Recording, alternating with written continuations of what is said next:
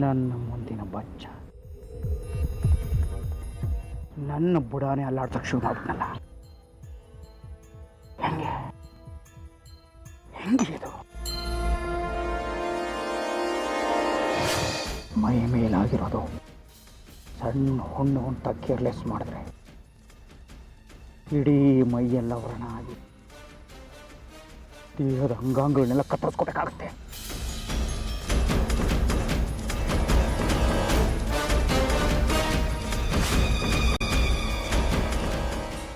ಈಗಲೇ ಅದಕ್ಕೆ ಮುಲಾಮ್ ಹಚ್ಚಬೇಕು, ಗಾಯ ವಾಸಿ ಮಾಡಬೇಕು. ಹಚ್ತೀನಿ.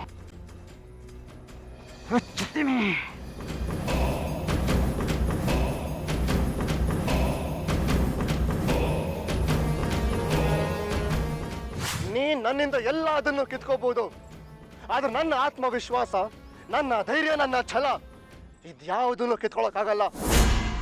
ನಾನ್ ನಿನ್ ಮುಂದೆ ಎತ್ತರಕ್ಕೆ ಬೆಳೆದು ಕಳ್ಕೊಂಡ್ರದ್ದು ಎಲ್ಲದನ್ನು ವಾಪಸ್ ಪಡ್ಕೋತೀನಿ, ಅದು ನ್ಯಾಯವಾಗಿ.